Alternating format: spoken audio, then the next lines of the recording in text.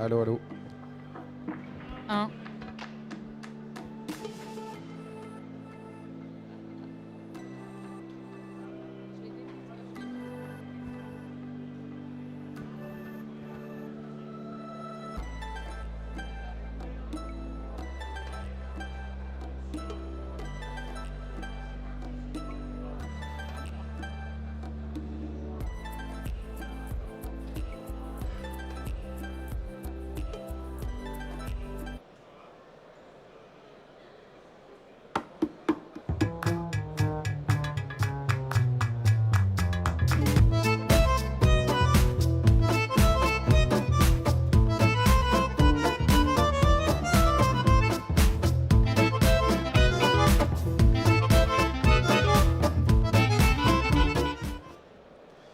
Bien, bonjour à toutes et à tous. On est en direct du salon France Quintessence, Paris Cocktail Festival et Planète Bière. Et je suis en compagnie de Camille Paufilet qui vient de Veralia. Veralia qui est notre partenaire et partenaire depuis 2 ans sur notre événement. On est absolument ravis d'accueillir Veralia.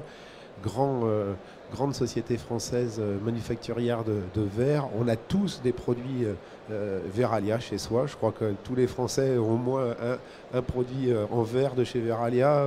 Nutella, c'est Veralia. Bonne Maman, c'est Veralia. Exactement. Et beaucoup, évidemment, de vins et spiritueux et de boissons conviviales, qui est quand même le sujet qui nous intéresse. Donc, je suis absolument ravi d'accueillir Camille. On ne se connaissait pas. Merci. Voilà. Non, on ne se connaît pas. Ouais, Première vrai, année. Exactement, mais c'est super. On avait fait une super conférence l'année dernière déjà sur le sujet des tendances et comment aujourd'hui on positionne la bouteille en verre. Et on va continuer avec vous aujourd'hui, Camille.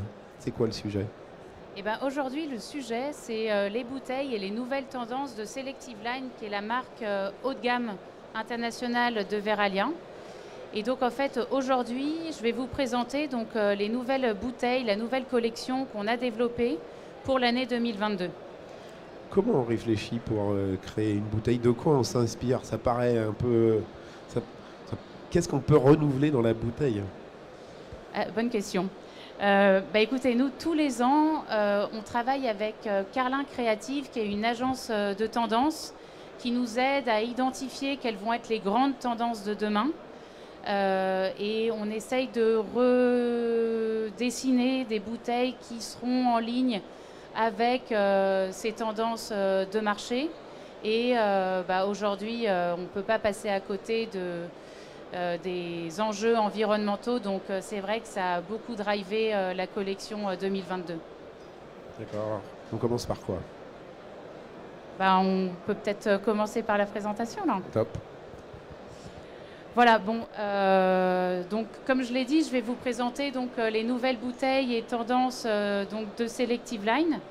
Donc pour 2022, on a décidé de mettre l'art au cœur de nos tendances et de notre carnet de style. Pourquoi on a décidé de faire ce choix ? C'est que les 18 derniers mois maintenant et la pandémie nous ont démontré que l'art finalement a vraiment un rôle essentiel dans nos sociétés, que ce soit au niveau collectif ou au niveau individuel. L'art est primordial pour nos sociétés. C'est un miroir sociétal, ça nous permet de faire une certaine pédagogie collective sur notre manière de vivre ensemble. Et c'est surtout un interlude qui finalement est vital dans nos sociétés actuelles qui sont très dynamiques et qui évoluent tout le temps. Et quand on parle d'art, c'est de l'art pictural, c'est du design, ça peut être aussi de la musique, ça peut être du cinéma, c'est toute forme d'art ? Alors nous, pour les tendances, c'est essentiellement de l'art pictural et du design. Mais pour ce qui est de l'art qui sera au cœur de nos sociétés, c'est toute forme d'art. Et on a le même art, on partage un peu le même art aujourd'hui, un peu partout en Europe ou même autour du monde ? Ah ben non, finalement, l'art, c'est ce que je vous disais, c'est vraiment un miroir sociétal. L'art reflète finalement les cultures, les différentes cultures, et donc il varie en fonction des géographies. Donc si on revient sur les tendances, nous avons donc répondu grâce à l'art à un enjeu qui était comment cultiver l'élégance tout en respectant notre environnement. Et donc en mettant l'art au centre de ces tendances, on a réussi à répondre à cette problématique à notre manière. Et donc nous avons défini donc 2 tendances. Dans chacune des tendances, je vais un peu décrire qu'est-ce qu'on a vu en termes de style et comment on décline cette tendance en offre sur le marché des vins et spiritueux. Donc la première tendance, donc pavane, ou l'art de cultiver l'élégance. Donc cette tendance, elle s'inspire des néo-dandys. Donc les néo-dandys, en fait, c'est qu'est-ce que c'est? Ça revient au XVIIIe siècle où finalement les dandys prenaient le temps de cultiver leur élégance, avaient un certain goût pour la sophistication et donc pouvaient être vus avec un peu d'impertinence, reprenaient les traditions en les réinventant pour se démarquer du reste de la société. Ils avaient déjà un petit côté comme ça disruptif. Ils étaient un peu différents des autres. Exactement. Et néo, pourquoi? Parce que c'est les dandys du XXIe siècle. Donc ces néo-dandys aujourd'hui, donc ils s'inscrivent complètement à contre-courant de cette frénésie digitale. Ils vont prendre le temps de consommer différemment et on voit finalement un nouveau luxe apparaître. C'est un luxe qui est représenté par des produits intemporels. L'idée, c'est de trouver des produits qui s'inscrivent dans la durée, qui sont sophistiqués, audacieux. Donc vraiment, le néo-dandy va cultiver une élégance, un raffinement et une impertinence. Ils ont aussi cette tendance, finalement, cette conscience durable. Et l'idée, c'est comment je peux rendre un moment ordinaire en une expérience finalement extraordinaire. Parce que c'est un peu ça aujourd'hui. Le monde, quand on dit que le monde change, finalement, on passe d'un monde un peu avec un statut. On veut vivre une expérience aujourd'hui. Avant, on achetait une bouteille de whisky, de vin, de spiritueux, un peu par question de statut. Voilà, on achetait un peu de la marque, on achetait des choses comme ça. Alors qu'aujourd'hui, cette nouvelle génération, elle veut quelque chose de beaucoup plus expérientiel. Et il faut retrouver ça dans la bouteille. Exactement. Et donc,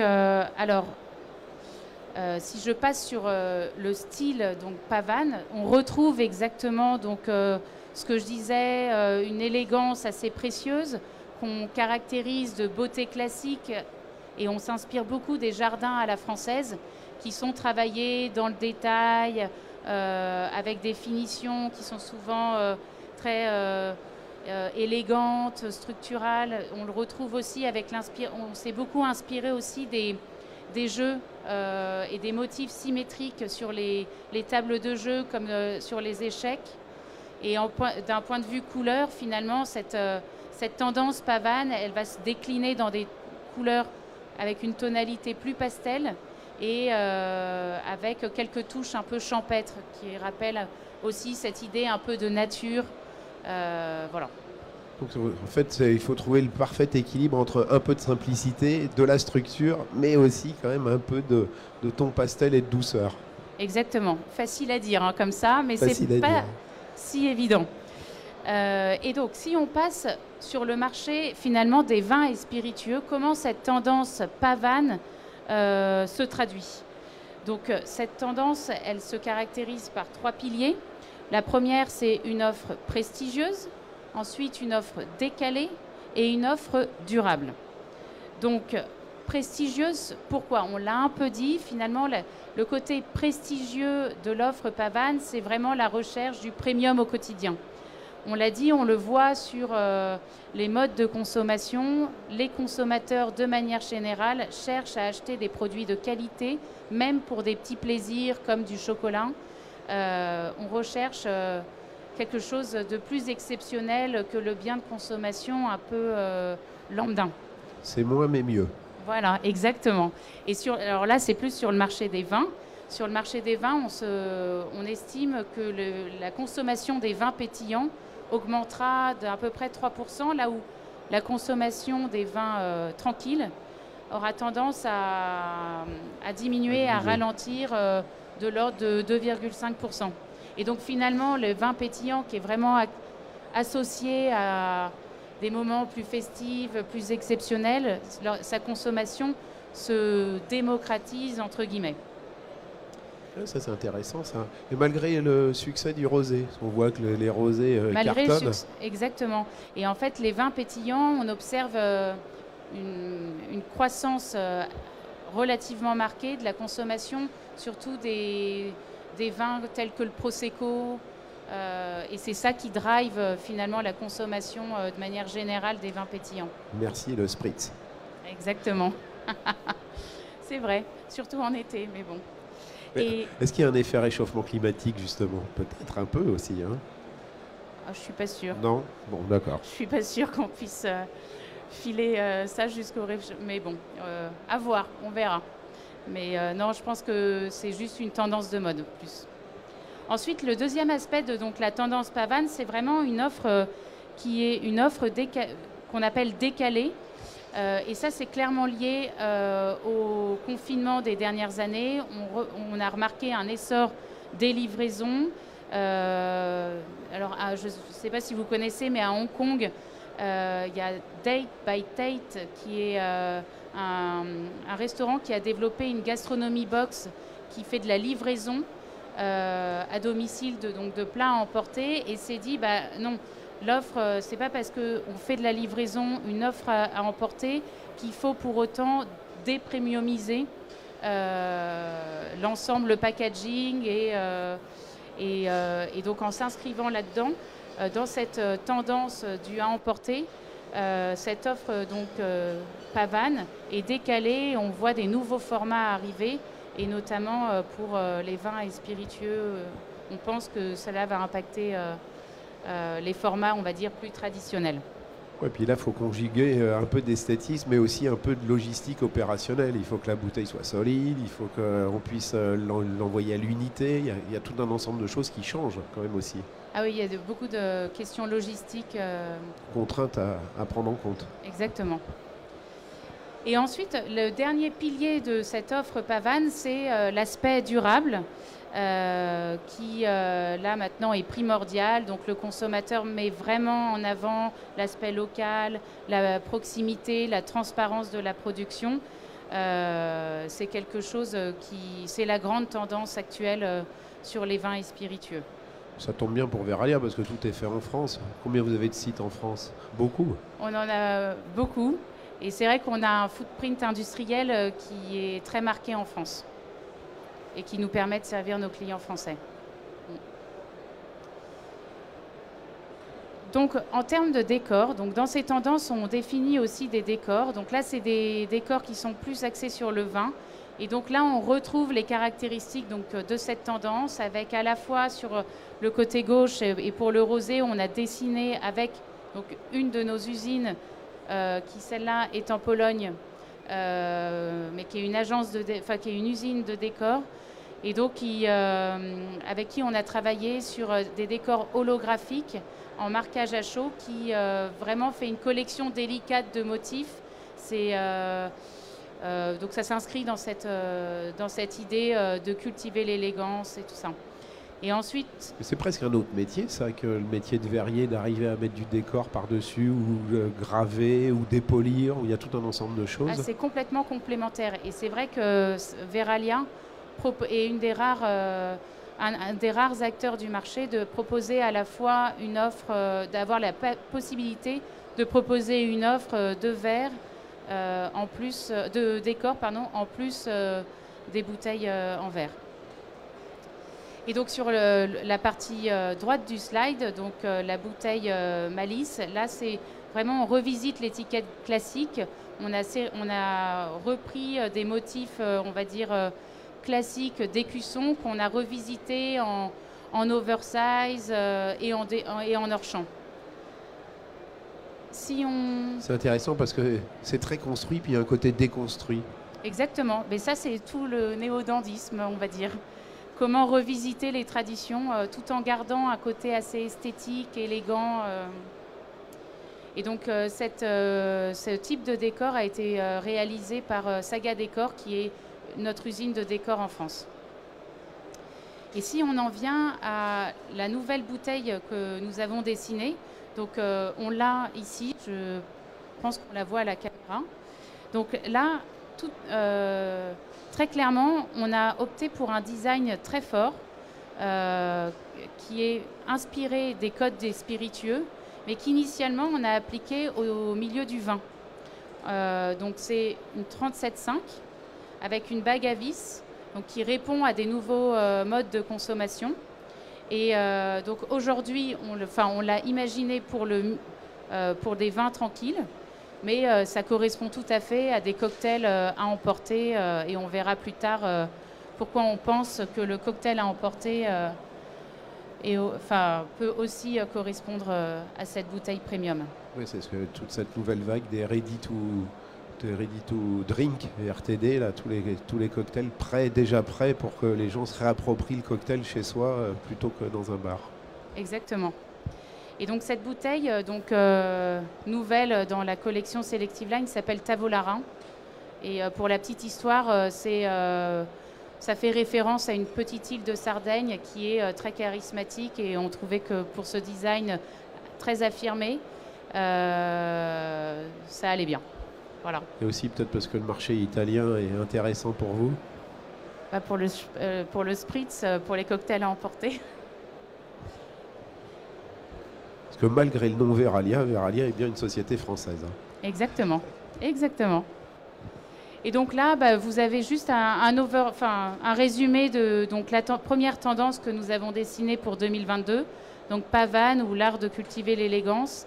Et donc aujourd'hui, je vous présente juste la bouteille Tavolara, mais on a dessiné 2 autres bouteilles qui correspondent plus à des vins rosés, des vins pétillants. Mais aujourd'hui, j'ai préféré mettre l'accent sur une bouteille qui pouvait aussi convenir au cocktail à emporter. Très réussi, jolie bouteille. Merci. Alors la deuxième tendance qu'on a définie avec Carlin, on l'a appelée happening, ou l'art d'éveiller les consciences.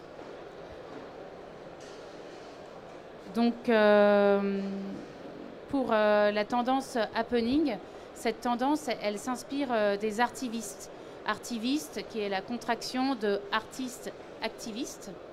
Donc c'est volontairement, on va dire, dans cette tendance, on va retrouver une idée, si vous voulez, de prise de position pour faire bouger, vraiment faire bouger les codes, pour définir, pour construire un monde et un futur meilleur.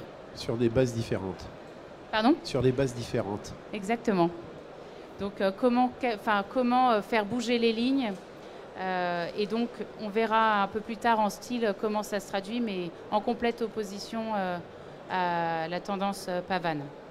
Mais quand vous définissez comme ça des tendances, et quand vous parce que faire appel à un bureau d'études comme ça, ou un bureau de style, mais il y a aussi une consultation avec vos clients ou avec des prospects, il y a aussi de la remontée de terrain comme ça ?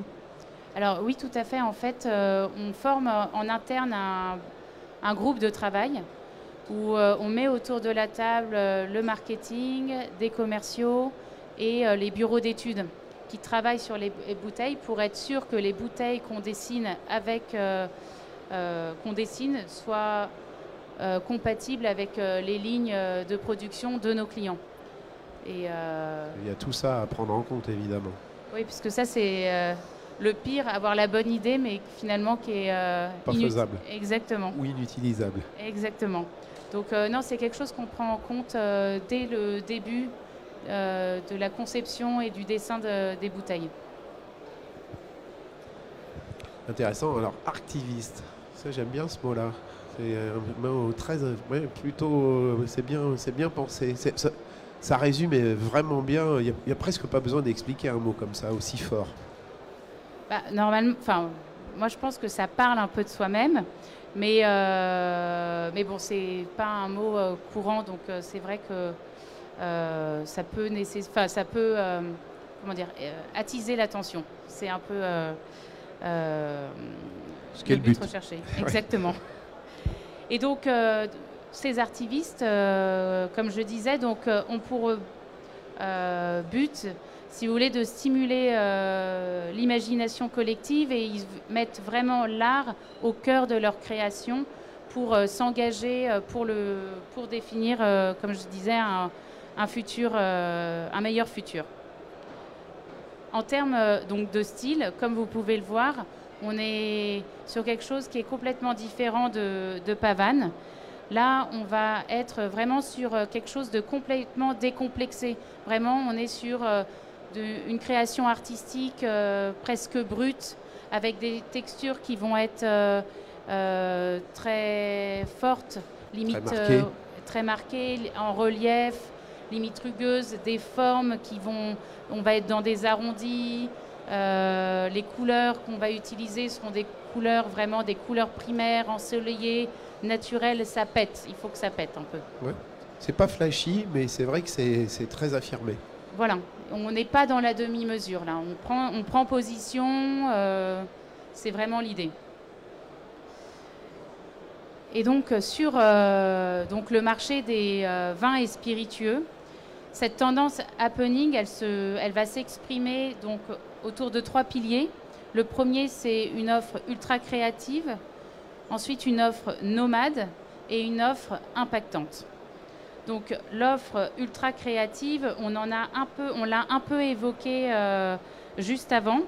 On se rend compte qu'il faut différencier notre offre, surtout avec la tendance aujourd'hui qu'on voit sur le marché des spiritueux, qui est la montée en puissance des alcools avec peu ou sans alcool. Et donc, pour ce genre de spiritueux, c'est vrai que nos clients vont rechercher une offre beaucoup plus créative en termes de packaging.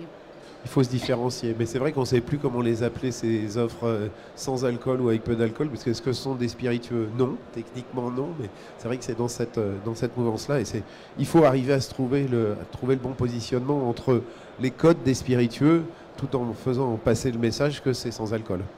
Oui, exactement. Et nous, on a vu, selon les études, on estime que ce genre de boissons, donc avec les NOLO, augmenteront de à peu près 30% sur le marché d'ici 2024. Donc c'est clairement une tendance de fond pour laquelle il faut proposer des packagings qui soient vraiment créatifs et vraiment différents. Ouais. Alors après Nomade. Après Nomade, donc Nomade, ça va avec ce dont on parlait tout à l'heure, l'essor des cocktails à emporter. Donc on veut aujourd'hui retrouver la qualité du cocktail à la carte chez nous ou sur des consommations à emporter de cocktails. Donc ça, c'est aussi quelque chose qu'on a observé sur le marché et qu'on pense continuer à voir dans les années à venir. Et ensuite, c'est impactante. Donc clairement, happening est une tendance qui va se traduire par une offre engagée. On a remarqué que donc, les modes de consommation évoluaient, que le souci de l'empreinte carbone était maintenant au cœur des problématiques de tous les clients, du consommateur. Consommateur, client, fournisseur, enfin on ne peut plus passer à côté. Et c'est assez intéressant, il y a une offre de vodka qui arrive à transformer, qui capture le carbone pour le transformer en éthanol et donc produire de la vodka à partir d'émissions de carbone qui a été capturée. D'accord. C'est tout nouveau, mais c'est assez intéressant. Ils ne sont pas encore exposants sur nos salons. J'ai pas fini de faire le tour, mais je les ai pas vus, je crois. Mais, et ça, en régie, on me dit que non plus, ils n'ont pas réussi à faire tout le tour. Et ça s'appelle Airco, si vous voulez aller voir. Je vais checker ça, effectivement. Ensuite, en termes de décors, donc là, j'ai amené les décors. Donc c'est clairement des décors qui ont été faits pour des spiritueux. Donc là, c'est un décor qui est réalisé sur une de nos bouteilles Kobe, notre référence Kobe. On a décidé de faire un laquage en grès, donc c'est très, très texturé. Volontairement, on a coloré, mais de manière inhomogène. Et donc, pour avoir vraiment des aspérités artistiques, vraiment un bel objet. On a presque l'impression que c'est une pièce unique. Exactement. C'est un peu l'idée. Mais la coloration est faite à la main. Donc voilà, ça c'est un des premiers décors qui s'inscrit dans cette tendance happening. Et le deuxième décor qu'on a réalisé, c'est sur la bouteille Mounéa. Et là, l'idée, c'est d'avoir l'impression qu'on a essuyé un peu notre pinceau sur la bouteille. Notre pinceau sur la bouteille. Et donc je pense que vous ne vous rendriez pas compte sur la vidéo, mais c'est en relief. On sent bien cet effet peinture sur la bouteille. Donc c'est vraiment, grâce à travers le décor, on a réellement une expérience manuelle. On sent vraiment le décor sur la bouteille et une texture brute, comme on disait, pour cette tendance happening. Ouais, la dégustation commence avant même d'ouvrir la bouteille. Exactement. Hein, c'est vrai, l'expérience est là déjà dès le départ. C'est vraiment réussi ça aussi. Et donc dans cette tendance, donc on a dessiné une bouteille. Alors idéalement, il aurait fallu que je la remplisse, mais cette bouteille, donc on l'a appelée Kazantip. C'est une autre île? Non, Kazantip, c'est un lieu qui est bien connu pour son festival en Ukraine. D'accord. Voilà. C'est pas le Burning Man ukrainien, mais bon. Mais presque. Presque. Et donc cette bouteille, donc elle se définit par, donc c'est une bouteille de 70 centilitres qui est caractérisée par 2 faces plates. Et surtout, ce qui est intéressant, c'est qu'on a voulu dessiner une bouteille premium, mais en prenant en compte des enjeux de poids. Donc on a dessiné une piqûre creuse en bas de la bouteille pour garder cet effet premium d'une semelle épaisse, même si en termes de poids... c'est tout léger. C'est tout léger. Bon, c'est un prototype, ça c'est normal. Hein. Là, je me suis dit, non, vraiment, c'est vraiment léger. Non, c'est un prototype. C'est juste pour la forme, donc. Exactement. Et donc là, pour vous montrer donc, des réalisations qu'on a réalisées en 3D, ça peut être aussi intéressant pour des huiles. Mais sinon, vous voyez un peu ce que ça donne avec des produits finis. On a imaginé quelques étiquettes pour les huiles ou un whisky, par exemple. Ça, c'est la bouteille rêvée pour la responsable marketing, parce qu'on peut mettre la marque en énorme devant. Elle prend de la place sur l'étagère. Ouais, il y a une grosse... grosse face. Ouais, partie pour les étiquettes. Ça sont des bouteilles qui peuvent être décorées aussi de la même manière avec vos autres... Celles-là, toutes nos bouteilles que je vous ai présentées peuvent être décorées. Et par une de nos usines de décor. Super. Voilà. Magnifique. Alors ça prend combien de temps de créer une ligne comme ça et comment on arrive à se projeter entre le moment où on commence à réfléchir et puis on voit la réalisation chez des clients? C'est un processus long? Je vais dire ça va dépendre. Mais alors nous, le gros avantage qu'on a eu quand on travaille sur cet exercice, c'est que tous les ans, on intègre nos commerciaux à l'exercice. Et donc, on s'assure de bien prendre en compte les retours terrain qu'ils ont, les besoins de leurs clients pour les intégrer dans ces nouvelles formes. Et généralement, avant d'arriver à ce dessin de bouteille fini, on a fait plusieurs dessins et qu'on a corrigés en fonction de retours terrain qu'on a eu de la part de nos commerciaux. Il y a une usine qui est dédiée pour la fabrication des prototypes. Vous les fabriquez où? Toutes nos usines sont capables de fabriquer des prototypes. Donc après, ça va dépendre en fonction du marché qu'on cible. On va choisir l'usine. Alors on a vu, tous les modèles sont plutôt des modèles transparents. C'est aussi une tendance. Les gens veulent voir le produit à l'intérieur de la bouteille. Alors, donc nous, c'était par souci de simplicité. Aujourd'hui, j'ai pris des modèles transparents. Mais c'est vrai que, et en particulier pour des soucis d'empreinte carbone, tous nos modèles, on est capable aussi de faire des variantes, on va dire, avec des verres qui peuvent être colorés. L'extra blanc n'est pas du tout obligé. Super, mais voilà, je crois qu'on a fait le tour de ces nouvelles. C'est un sujet un peu technique et un peu particulier. France Quintessence, Paris Cocktail Festival, c'est plutôt le salon des boissons conviviales, mais de temps en temps, il faut avoir des sujets un peu sérieux comme ça, parce que la bouteille est quand même un élément majeur dans le monde des spiritueux. C'est le premier contact qu'on a avec le produit, c'est souvent ce qui fait la décision, hein, quand on ne connaît pas le produit, son emballage. Et c'est vrai que nous, la France, on a quand même une industrie verrière qui est quand même encore très forte et très bien implantée, donc c'est pas le cas dans tous les pays. Donc en France, on sait fabriquer des spiritueux, mais aussi des jolies bouteilles pour les mettre, que ce soit évidemment pour les spiritueux et les vins. Merci, chère Camille. Merci beaucoup. Voilà, et puis on vous souhaite un excellent salon, parce que vous n'avez pas encore eu le temps de faire le tour. Pas encore. Donc je vous invite à aller voir. Vous allez voir, les bouteilles Veralia sont un peu partout, hein, puisque c'est vrai que vous avez un sacré paquet de clients sur le salon. Donc vous n'allez pas du tout être déçus et surtout perturbés. Tous vos produits sont là et les gens les adorent. Parfait. Merci beaucoup. Merci beaucoup. Bonne fin de journée. Merci à vous et à tous. Au revoir.